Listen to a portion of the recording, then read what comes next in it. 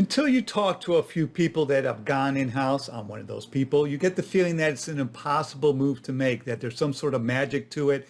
After all, there are only a certain amount of jobs in-house, particularly in parts of the country where the number of public companies has dwindled quite a bit. But that can't be further than the truth. It's not magic. It's a host of other things, and we're going to explore those today on Zippy Point.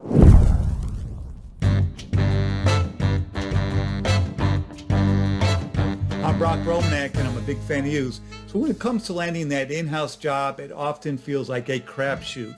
That's because it is. There's a whole lot of factors outside of your control that you probably won't even know about. There are things you can do, though, to improve your chances if you've got a shot at all.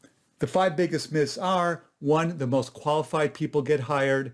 2, you need to know someone already there. 3, you need to know a lot about the job.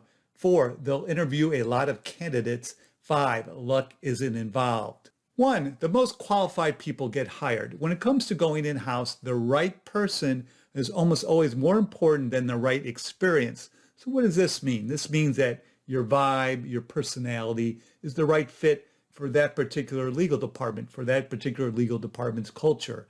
At a law firm as an associate, you're likely working for a wide variety of partners and counsels over time. When you go in-house, that universe tightens up quite a bit. When I was in-house at Lockheed Martin, a Fortune 40 company, pretty big, the folks in my niche of the legal department ate lunch together every day. It was expected. So collegiality mattered more than any other trait when it came to hiring. Besides your collegiality, you also might be evaluated on your energy levels. How sound is your judgment? Do you have a dose of business sense, management experience? Where do your communication skills rank? How about your technology aptitude? Are you hungry to learn new things? Are you hungry to learn new things? Can you demonstrate that you have a good work ethic? Are you coachable, resilient, and adaptable? That's actually pretty important. How are your listening skills? Can you be a counselor? Probably the biggest need is someone good at creative problem solving. So it's all the soft stuff that matters quite a bit. It matters a lot. Some more than others, depending on who at the company is doing the hiring. Being able to demonstrate these kinds of things, these types of things, and you'll be more qualified for the gig than you might think. 2, you need to know someone already there. Of course, knowing someone already there certainly helps. In my case, the securities law job at Lockheed Martin, the largest public company headquartered in Washington, D.C. at the time, had not had an opening in a few decades. Luckily, a law school friend of mine was working there elsewhere in the legal department and told me about the opening. It wasn't posted. Also in the category of it helps to know someone, quite often a company will grab someone from one of their outside law firms, someone that they've worked with directly for quite a while, that they've become comfortable with, someone they know they can work well with. Maybe they were even seconded, embedded at the client for a period of time. A smart firm is more than happy to let you go to a client because they assume that will help them keep the business. They figured they were going to lose you anyway if you were looking. So as often happens in life, getting a new job is highly dependent on who you know. That's why networking is so important. But companies do hire people all the time they don't already know all the time. That's why you need to apply to as many job openings as look attractive to you, and you just hope that one works out. You don't know the circumstances going in.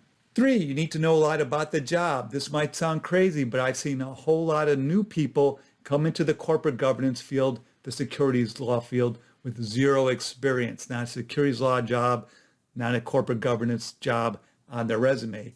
The reality is that the corporate secretary world is littered with people who got transferred internally at a company with absolutely no clue what it's all about. They just barely knew the slightest thing. They just wanted a change, perhaps. Maybe it was more money. I should mention that the opposite is true too. Someone who has been in the corporate secretary department for 5, 10 years suddenly moves laterally into another department.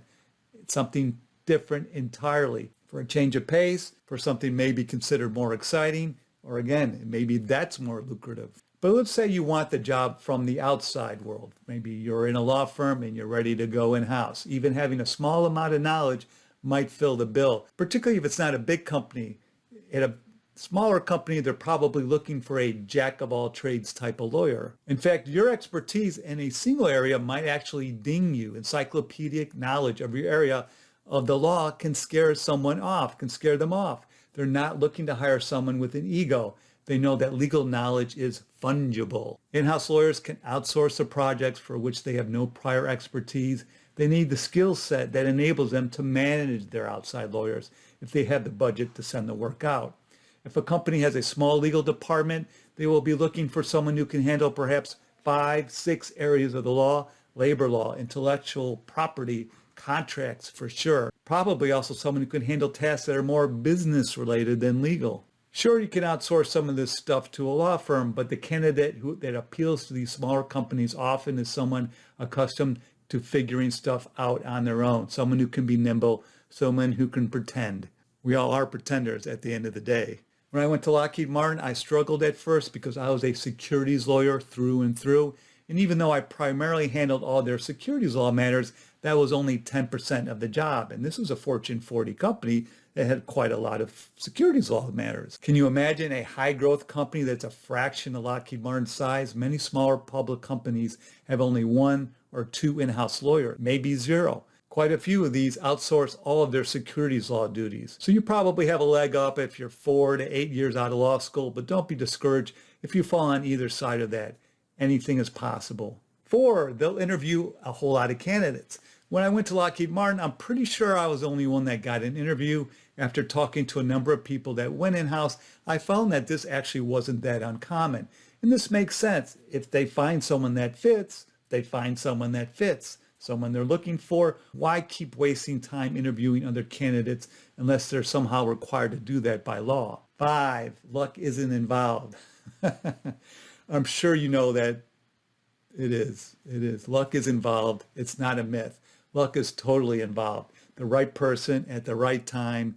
Timing is everything. Timing is everything. But that doesn't mean you shouldn't put in the hard work that finding a job requires.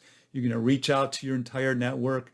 Sure, you don't want to tip off your current employer that you're unhappy, but people can't help you if they don't know that you're looking. I see far too many people keeping their job search to themselves. That's true even if they're in transition. They're embarrassed about being unemployed and they get into their heads too much. Tell everyone you know. Apply widely. Luck's involved, remember? You don't need to check all the boxes. You just need to be the right fit. And you don't know what that fit is for that potential employer. You just don't know. Be persistent. Be prepared to fail many times, perhaps. That's part of the process. It's not you. It's the process. Do your homework. If you go into an interview and demonstrate that you haven't spent even a half hour doing research about that particular company, that potential employer, learning about the job, the industry in general, doing a Google search about the people that you knew that you would be interviewed by, you're wasting their time. You're wasting your time. Don't do that. It happens too often. It drives me crazy. Let me know what you think.